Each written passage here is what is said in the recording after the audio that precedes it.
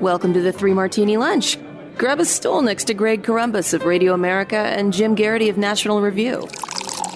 Three Martinis coming up. So glad you're with us for the Wednesday edition of the Three Martini Lunch. Jim Garrity is back. We have a mixed martini, as you might imagine, from last night's election results in Florida and Wisconsin. We'll also have some thoughts on Cory Booker's record-setting Senate speech. Not even really sure it counts as a filibuster, but still in the history books. But what exactly was accomplished? A wide variety of opinions on that. And we'll also take a look at one of the big races for 2026, the California governor's race, and how that is shaping up. Gavin Newsom thankfully can't run, but don't worry. There's a whole parade of potentially horrible governors to succeed him out in California. So, Jim, the big races we were watching last night were the two House seats in Florida that had been vacated by Matt Gaetz just not showing up for this Congress, and also, of course, Mike Waltz becoming National Security Advisor. So Florida 1, Florida 6, and then the Wisconsin Supreme Court seat, which was going to determine kind of the left-right majority on that court. Well, once again, I should point out that while we don't want a one-size-fits-all system for elections, whatever Florida's doing, other states copy that because you get results right away and you get to go to bed early. And it's also easier when there's a pretty decisive outcome. A lot of people thought Randy Fine was in big trouble. The polls were showing it. The early turnout models were showing it. In the end, Randy Fine beats Josh Weil by 14 points, 110,000 votes and change to 83,000 votes. And then up in the panhandle, Jimmy Petronas. This is the one the Republicans were less concerned about. He wins by about 14 and a half points over Democrat Gay Valamont. And of course, the reaction on CNN as well, these were plus 30 seats in November. So yes, the Republicans held on, but what does this portend for the midterms? Well, it might portend some more trouble for the Republicans at the midterms, but in the end, the Democrats actually thought they had a chance, especially at Florida 6, and they didn't get it. So then Republicans thought, hey, maybe we can get this momentum to somehow spread to Wisconsin. No. Susan Crawford defeats Brad Schimmel, not just defeats him by 10 points. That's a pretty decisive victory in a state as politically divided as Wisconsin. The left also gets the state superintendent of schools. That's not good. But even with the turnout definitely favoring the left, still, Wisconsin added voter photo ID requirements to the state constitution to vote by a huge margin, 25 points, 63 to 37. So, Jim, some things to like here, some things to not like. What stood out to you? Mixed bag, I think is the way I would characterize it. Holding on to both seats is reassuring. Yes, they're deep red districts. The Panhandle one, it sounded like as we got closer and closer to Election Day, Republicans felt pretty darn good about. Ironically, they both won by about the same margin, about 57%. Yeah, it's less than Trump won the district. Yeah, it's less than Gaetz and Waltz usually did, but that's fine. And if you can hold on to a seat like this in circumstances like this, you're probably going to hold on to it forever. Despite all the concerns, Randy Fine turned out to be just fine. With that said, what it certainly looks like is that the Republican base is now the part of the group that doesn't vote when it's not in November. And the Democratic base are these, white-collar suburban professionals who are very diligent and check the calendar and keep up to date on things. Remember that there is a special election.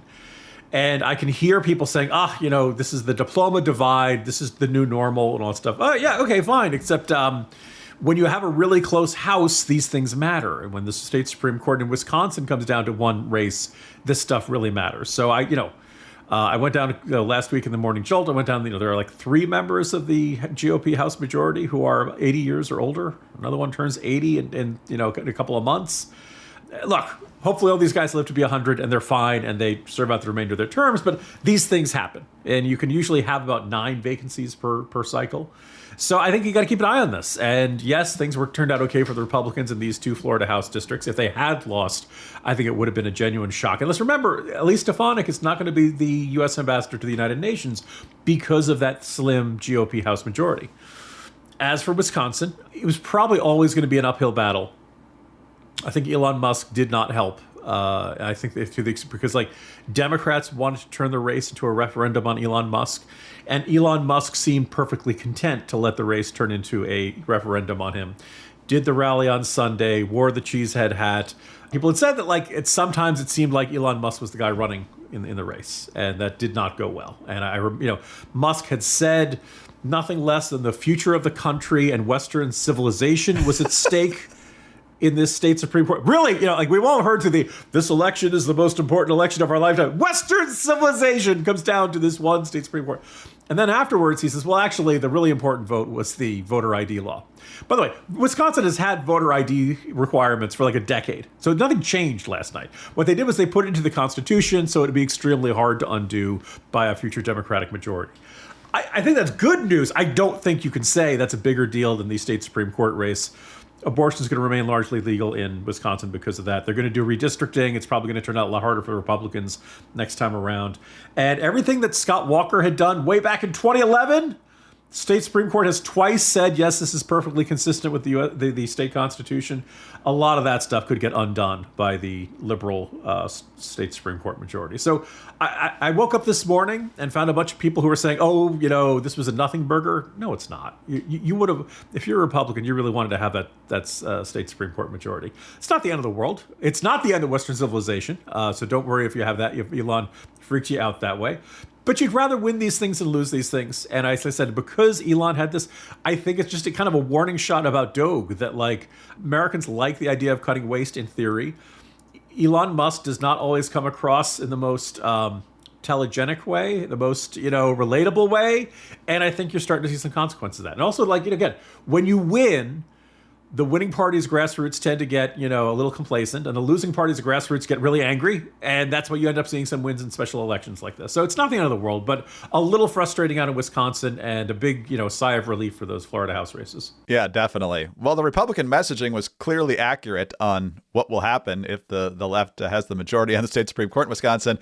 Right after Judge Crawford, Susan Crawford, was declared the winner, the DLCC, the state legislative one, yes. Yeah, the state legislative one. Their email press release was, Wisconsin Judge Crawford's victory marks step forward in DLCC's plan to flip the legislature. So it's not like this was some sort of conspiracy theory on the right. This is exactly why they wanted the seat and what they plan to do with it. So a couple other quick points here. Joe Biden, or someone operating Joe Biden's Twitter account, tweeted out last night, last night, the will of the people prevailed and Wisconsin demonstrated the strength of democracy to the nation.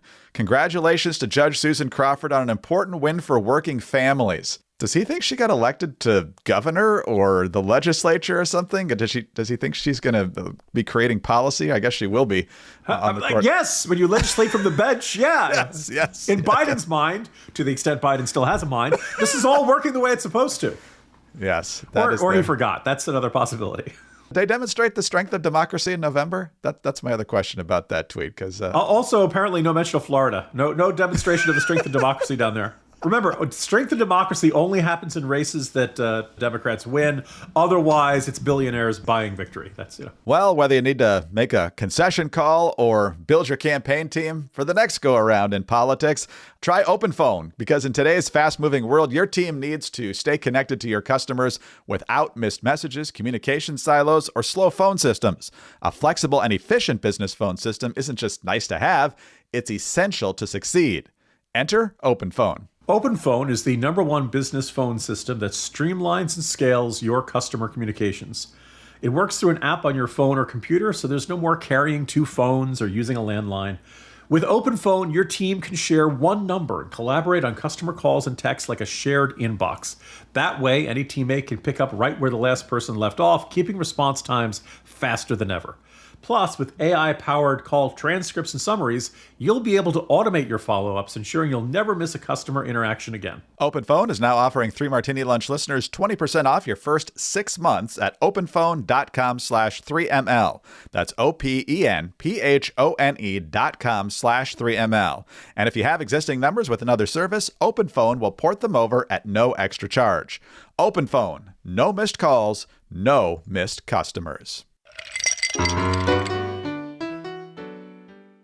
All right, Jim, on to our first crazy martini here, and that is New Jersey Senator Cory Booker taking to the Senate floor on Monday and not giving it up till last evening. He is now the record holder for the longest floor speech in Senate history. And anytime you hold it for more than 25 hours, you're going to be talking about a lot of different stuff. Here is Cory Booker talking about some letters he's gotten about concerns over cuts in Medicaid. Dear Senator Booker, I'm writing today to strongly urge you and your fellow policymakers to oppose all cuts to the Medicaid program, as it is a lifeline for individuals with disabilities. Dear Senator Booker, I'm a 25-year employee of the local Board of Education and a parent of a permanently disabled daughter, Tanya and Cameron. God, Tanya uses Medicare and Medicaid to care for her son, her beloved child, Cameron. The Republicans have certainly talked about getting rid of waste and fraud and abuse in the Medicare and Medicaid system. I don't know if there's been a lot of talk about actually cutting benefits. Democrats have certainly tried to make that accusation. After breaking the record, Cory Booker went on CNN, obviously sleep deprived, but decided that his performance was somehow akin to inspirational words from Desmond Tutu back in the day. I love what Desmond Tutu says. Do your little bits of good as often as you can, as much as you can, and with the confidence to know that if your little bits of goods combined with other little bits of good, it can overwhelm the world. And we need some energy now to begin to renew our dream, to redeem our dream in this country, because I think a lot of people are surrendering to cynicism about this country. And this country wasn't built by cynics. It was people under the most difficult circumstances, like John Lewis, that loved this country even when it didn't love it back, but demanded from this country that it be better. And I think we need a lot more people with vision and determination and a little defiance to try to do what they can to make America live up to its hope. Senator, you're not John Lewis, but some people are wondering why he did it then, Jim. There was no legislation, no nomination that he was holding up, like when Rand Paul filibustered the John Brennan nomination for CIA, or Ted Cruz filibustered funding the government to stop the rollout of Obamacare and so forth. Indiana Senator Jim Banks tweeting out during the middle of this thing, here's what Cory Booker has been speaking out against: securing our borders, deporting illegal alien criminals, peace through strength, rooting out fraud and waste, unleashing American energy, and ending government weaponization. So he got the record. I'm not entirely sure what he accomplished. Frank Luntz thinks it was transformational, maybe a pivotal turning point in political history. I'm guessing it's not quite that. So first of all, Greg, I want to salute your editing skills, because that audio you played of his interview on CNN, that made me feel like I'd been sitting here for the entire 24 hours. Just really, that time dilation effect, it just really, it's remarkable there. What was he doing on the floor again? What do we call it? Filibuster. Wait, that's a Jim Crow relic, Greg. Democrats voted to ban. It's good when they do it. Oh, okay, all right, never mind. But can't blame Kirsten Sinema. Like at minimum, he should send her a fruit basket or something like that for preserving the filibuster, which he now used. But snarky as we are, credit where it's due. This was a phenomenal success at reminding people that Cory Booker is still in the Senate. Because I think after the flame out, and by the way, Cory Booker, if you look back at his time as mayor of Newark, back when he was, playing Superman and making funny videos with Chris Christie and all that, Cory Booker had created this post-partisan Barack Obama-esque, I can work with Wall Street, I'm interested in school reform, kind of centrist image. And then he decides to run for president, and he's running for president in the 2020 cycle when Democrats are mad as hell about Donald Trump, and they want a fighter. They want, and it totally didn't fit him. And some Republican U.S. senator, who shall remain nameless, said to me, I really like Cory Booker. The problem is he's not an A-word. And right now, the Democratic Party really wants an A-word. And he just was a guy whose persona did not fit what the party was yearning for at that moment. Well, clearly, I think it's safe to say Cory Booker's presidential ambitions never went away.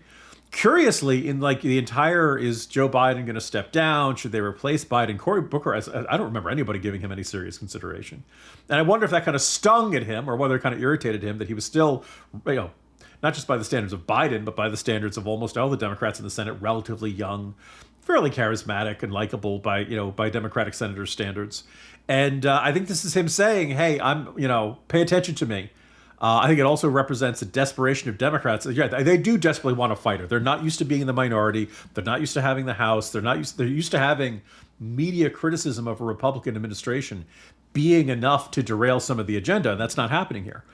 Now, that having been said, he spoke for 24 hours. Greg, can anyone remember anything he said? No, unless I play it again.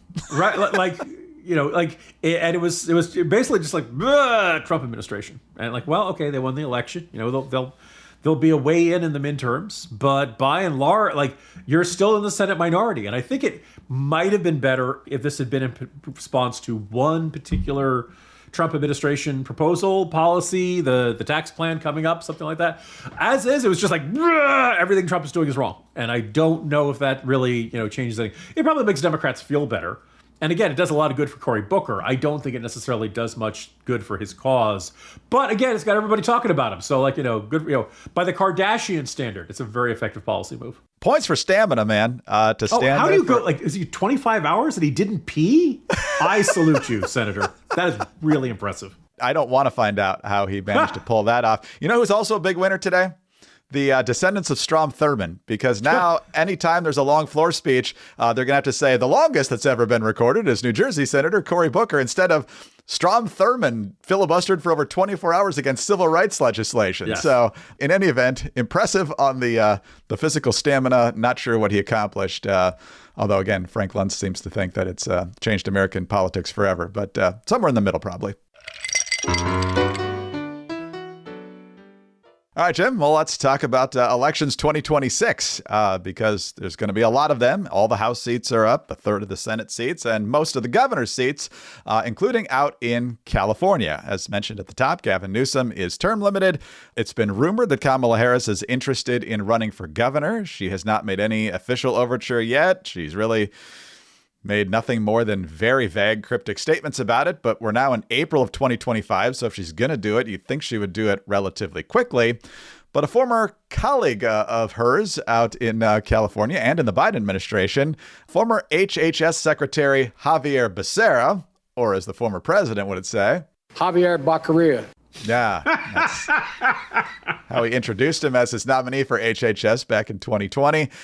So he was on local television. Is this last night, Jim? You forwarded this clip on to me. Actually, this morning. This morning, okay. Javier We give you the Becerra, freshest stuff on this podcast.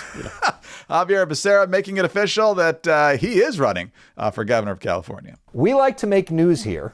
Javier Becerra, are you running for governor of California?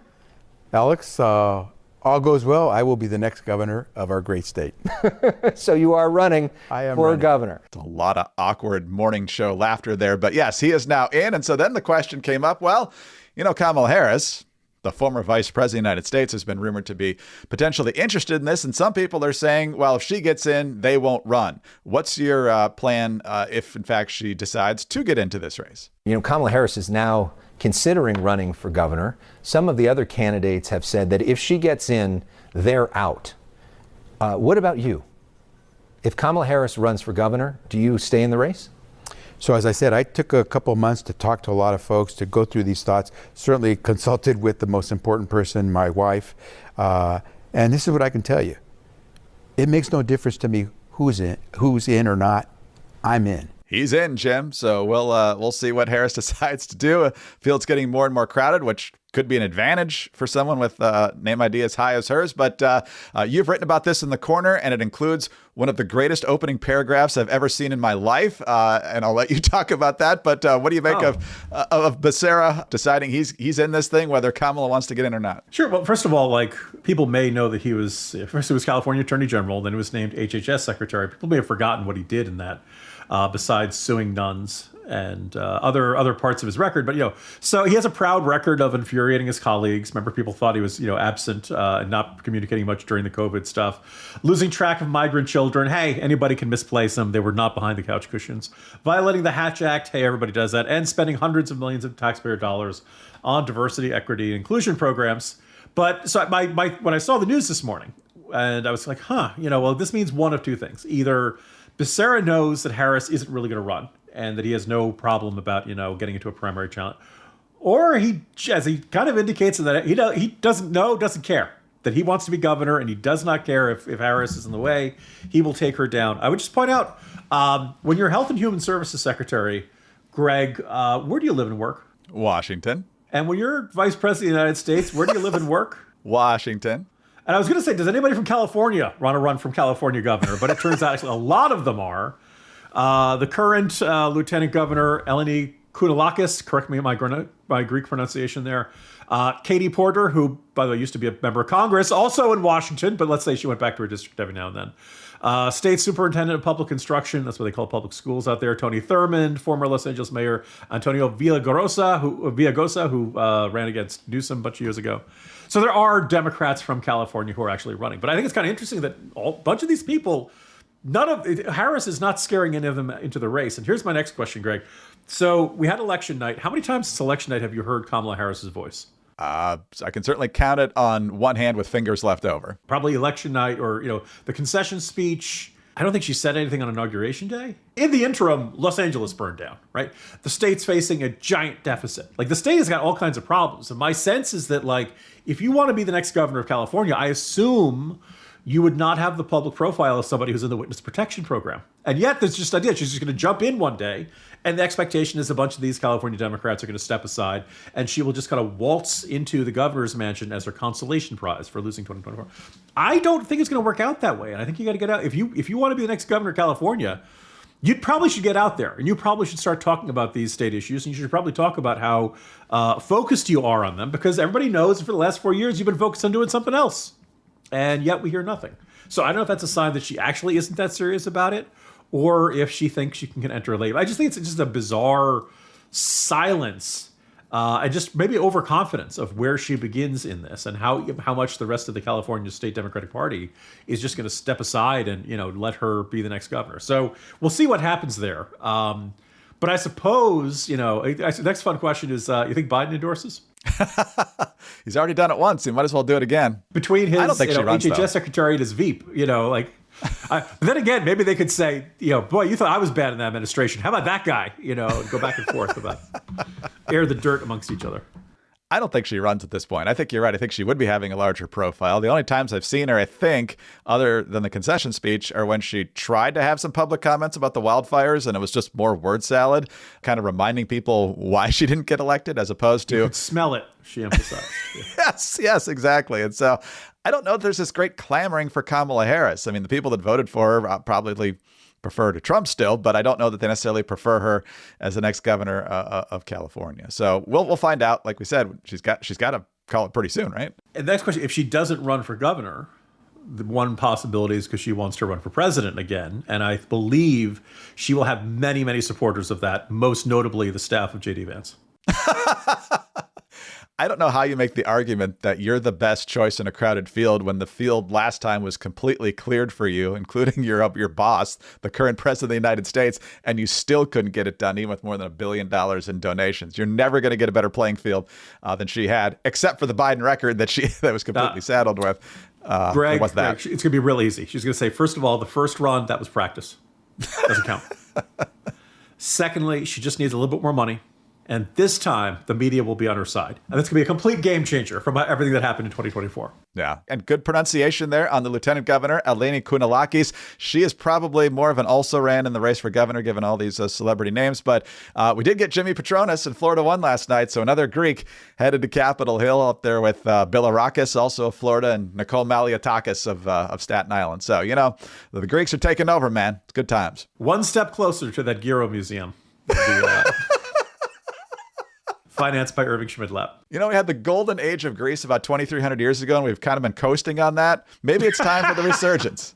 I was going to say, I'm looking forward to modern Greek architecture because everything else is ruined. Yes, exactly. Anyway, Jim, good to have you back. See you tomorrow. See you tomorrow, Greg. Jim Garrity, National Review. I'm Greg Corombos of Radio America. Thanks so much for being with us today. Please be sure to subscribe to the 3 Martini Lunch. If you don't already, tell your friends about us as well. Thanks also for your 5-star ratings and your kind reviews. Please keep those coming. Get us on your home devices. All you have to say is play 3 Martini Lunch podcast. Follow us both on X. He's at Jim Garrity. I'm at Greg Corombos. Have a terrific Wednesday. Join us again Thursday for the next 3 Martini Lunch.